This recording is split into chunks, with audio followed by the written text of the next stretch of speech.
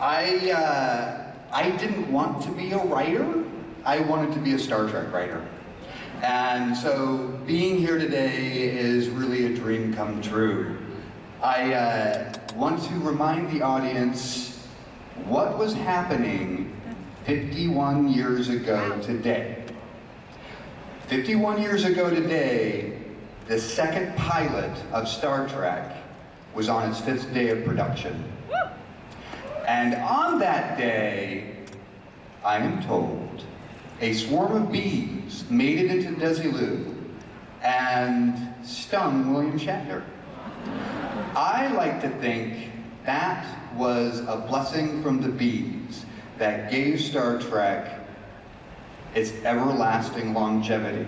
50 years of a promise of planet Earth uniting all of its citizens under one flag as a species going out into the galaxy. Just take a moment and think about that. 250 years into the future, think about where we are today. Think about what's happening in America, and think about the promise of Star Trek and what we can all do to get there.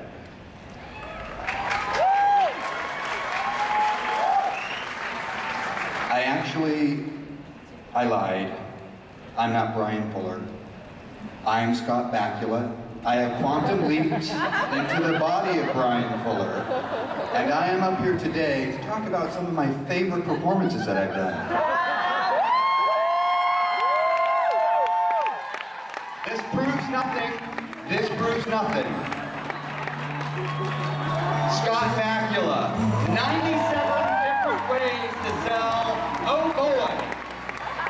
For 5 seasons, he traveled through space and time on Quantum Leaps. He was on Men of a Certain Age. He played opposite Matt Damon in The Informant. He is currently on CBS NCIS New Orleans. And one of my favorite performances of mine, since I'm Scott Bakula, was recently in HBO's Looking. Welcome, Scott Bakula. Our next guest is somebody that I have worked with directly. I feel like Jerry and I are in the same class of Star Trek. We started in the same season, season 4 of Star Trek Voyager. This lady is every bit the wonderful Wonder Woman that you all believe she is. She is a dynamic mother. She is a dynamic chef. She's a dynamic actress. Please welcome Jeri Ryan.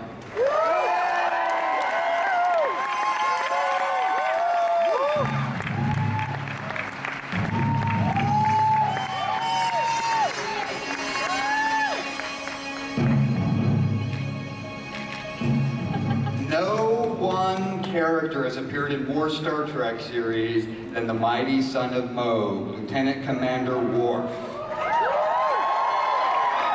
You may look to the skies and see him flying through it as an accomplished pilot, but I love that Mr. Michael Dorn is my favorite vegan. Please welcome Michael Dorn.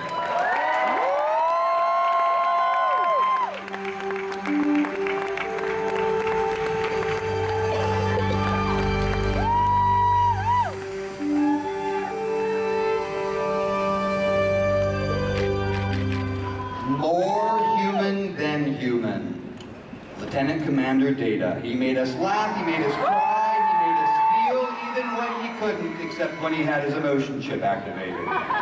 Please welcome Brent Spiner.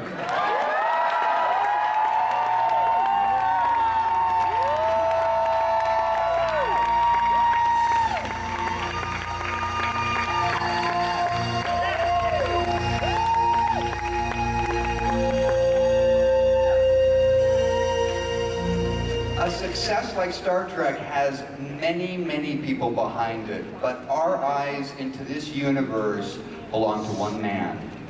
And there is no introduction for Mr. William Shatner. We know who he is. We love who he is. Please welcome William Shatner to the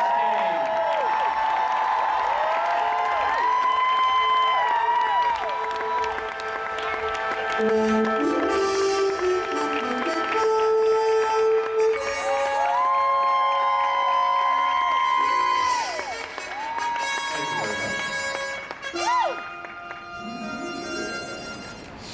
Trek.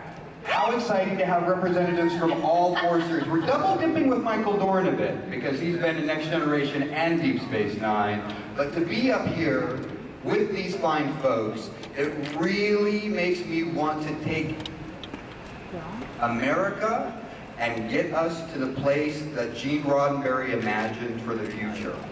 And these folks are the faces of the future. They represented the future for all of us that we've seen for 50 years in Star Trek and Star Trek storytelling. One of the things that I love about Star Trek is the mythology and the mythology building. It's such an intricate web that Gene Roddenberry created that it's very exciting for me to ask William Shatner, how important is Star Trek canon? How important is the mythology to you? The canon? Well, you load it with a ball. But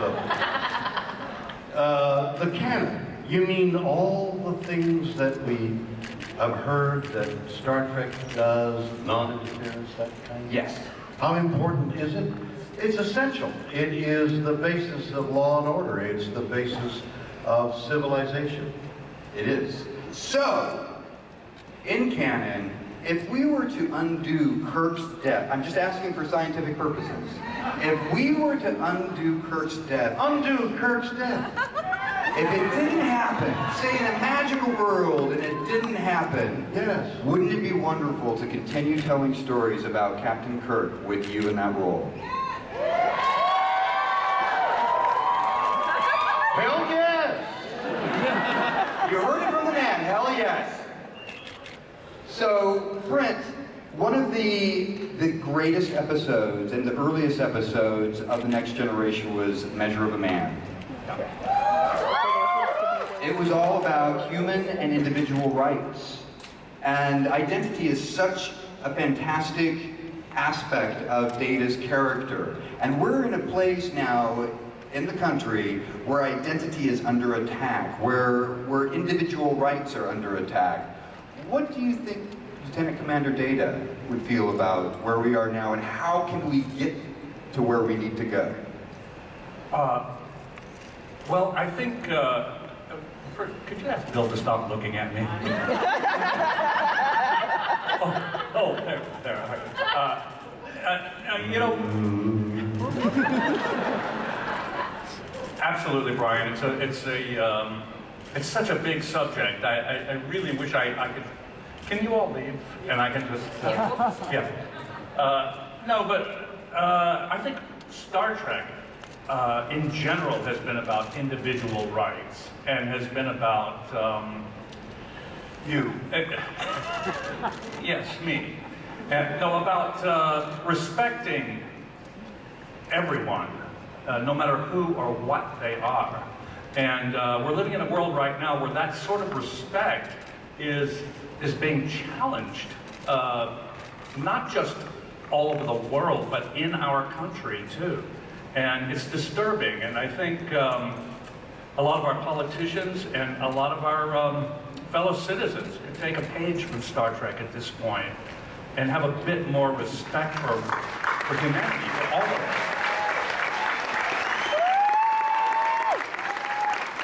Gary, as 7 of 9, you struggled with your own identity and identity issues and issues of individualism. Anything you'd like to add to that?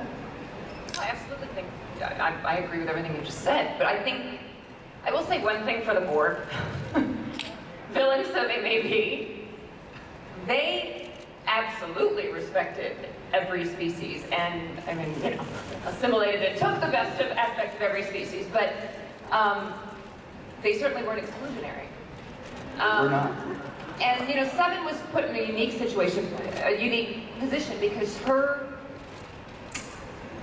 personal choice and rights were taken away from her not once but twice. They were taken away when she was assimilated by the Borg as a child, and then they were taken away again by Captain Janeway when she was forcibly separated from the Borg, which was another decision that was made for her that she didn't choose.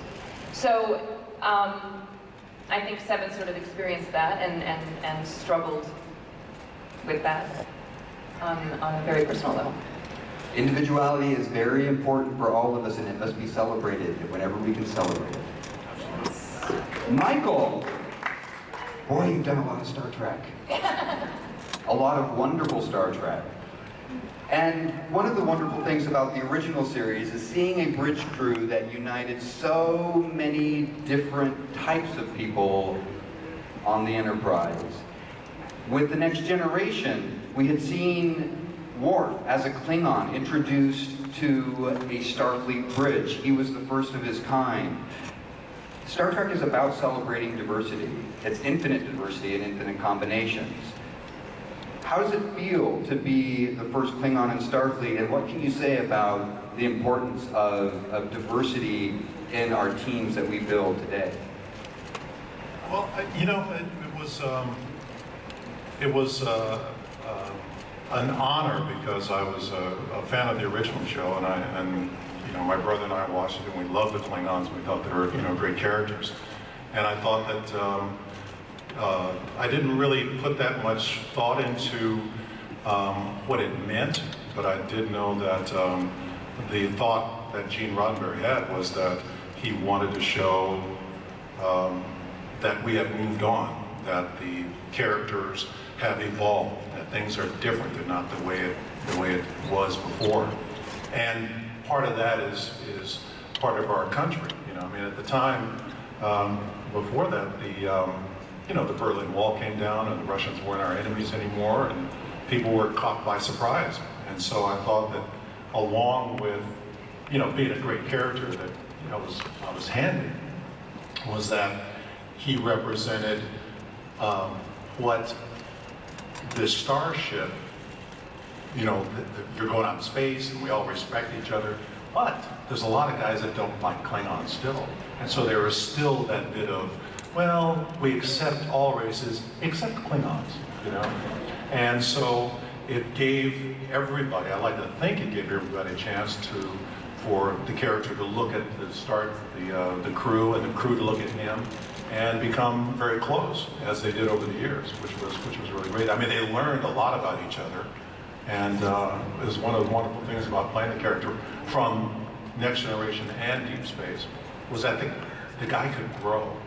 And he really changed over the years, especially in Deep Space. He really became a more than a two-dimensional and three-dimensional character. So it was fantastic. And the heritage and the culture of the Klingons was fascinating. So much today we're afraid of people who are so different than us. And it feels like a great statement that Gene Roddenberry was always trying to make with how we need, first and foremost, to get along as a species. Well, you know, interestingly enough, from the original series, the guys were just kind of wild and running around like crazy. And with the Undiscovered Country, which really showed them in a very Shakespearean way. I mean, they quoted Shakespeare, and they were very eloquent. And the thing with people ask me all the time is that, you know, did you have a lot to do with the writing? And I said, not at all. I mean, I originated the character, but the writers took it off into this world where the Klingons were this rich culture that we thought were one-dimensional, just wanted to kill, just wanted to conquer. And they're not. And that is a good lesson for our times. I mean, we look at people from different worlds from a window of one dimension, you know. And if you go in there, I love this line from Sting where he says, you know, the Russians love their kids as much as we do. And that is really important. I mean, these are, if you have a chance, people are just not one-dimensional. Well, you said something very interesting, because I remember the episode where Picard was being tortured by the Cardassians, and the Cardassians said about humans, they don't love their children like we love our children. And it's so easy to alienate something that is different than us, and it's a trap that we all fall into, and Star Trek is a warning to us about how we can be one. And that's the most beautiful message of Star Trek. Captain Archer, Mr. Scott Bakula, the first in the timeline to captain the Enterprise. And we know that starships are not built with cynicism. They're not built with fear-based hate. They are built with science. And one of the most beautiful things about science is that scientists know they have to collaborate. Scientists know they know everything about what they know, and they know that others know everything about what they know, and only working together can they find a better future. How does it feel to be the first captain of the Enterprise and know where we are now and where we need to go? Well, that's an easy one. I'm still stuck on Tortured by the Kardashians. We all are. We all. Look, being the first captain, that's what sold me on being in this franchise and being a part of this world when it was pitched to me that way. Because I knew that I could never follow all of these folks and all of the other captains. So it was an out for me to be first, because I could just say, well, I can't do anything wrong because Bill won't know what I'm doing. But science fiction has always fascinated me because of not just the science, but the nature of the optimism that goes with the science. So you take the science and the fiction and you create this optimism that somehow we're going to figure it out, that somehow we're going to continue on, that somehow we'll be here in the future, that somehow we'll take care of our planet, that somehow we'll realize that there aren't borders, that we're all one unit, unified species, regardless of religion and color and all the other things that we have thrown up in the middle of us, and take care of each other and take care of the place we live on and this planet. And so I tend to be an optimistic person in real life, and I have been and continue to be hopeful and positive that somehow, even when it's dark and some things are presented to us that seem completely impossible, that we as a species will figure it out. The scientists help us, and the dreamers help us, and what we do in our world and as actors and what you do in your lives helps all of us. And that's the joy of getting to be an actor and then getting to be in a place like this, which is unbelievable to be here today, 51 years after that guy at the end of the table started it all.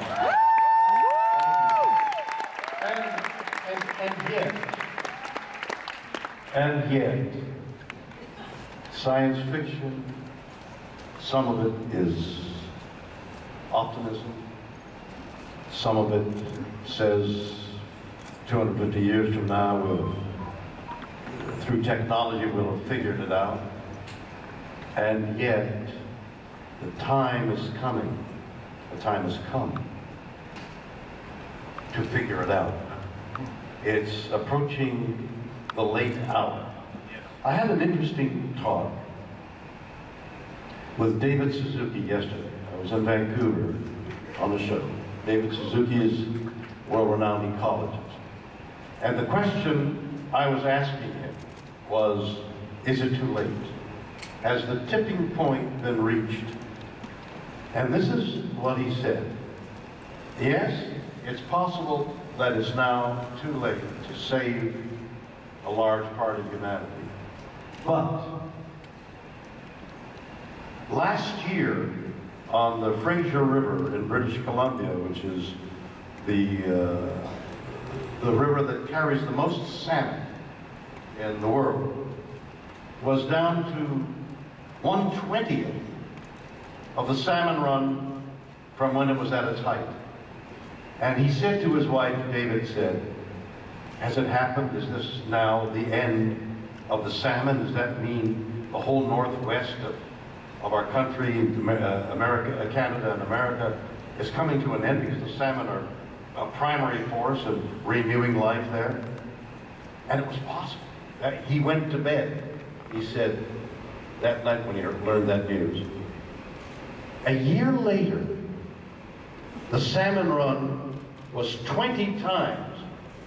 Look, it was 1 million and became 20 million the next year.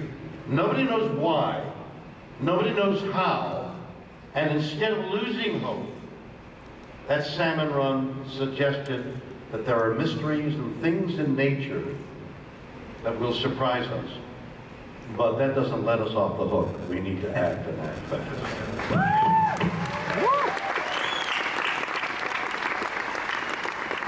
Well said, sir. Jerry, when you were playing Seven of Nine, it was always a question of whether you assimilate into the crew or you let your freak flag fly as a board. And right now, there's so many things happening that we all could use a little height in our freak flag. I agree. That's how we're going to find each other. The freaks have to unite because the freaks are who are going to save the planet. And we're all freaks here. So let's Fly celebrate our the freaks. flags. I would like to open this up to questions from the audience. We've got this wonderful panel, representatives from all of the Star Trek series. You're here, we want to hear what you have to say. We want to hear your questions for this wonderful cast of captains and officers and board. I know. Hi. Hi. I just wanted to say, first of all, thank you all for bringing such a beloved and progressive franchise to the world. And my question is, what do you hope that this new series is going to bring to the viewers? Brian? I would love to hear what everyone on the panel would like to see in a new Star Trek series. Of course.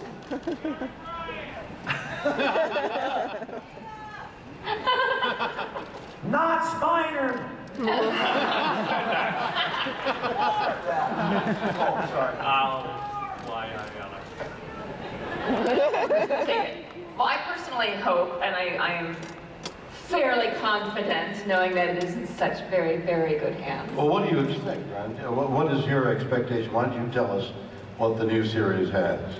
Well, I think what the new series has to do is now it has to remind the audience about the message of Star Trek. Which And it feels like Star Trek has a home on movies and Star Trek has a home on television, and Star Trek has always been an intimate adventure, and it's the adventure of mankind, humankind, all of us. So really, if anything, I feel like what the new series has to do is continue to be progressive, continue to push boundaries, to continue telling stories in the legacy that Gene Roddenberry promised, which is giving us hope for a future.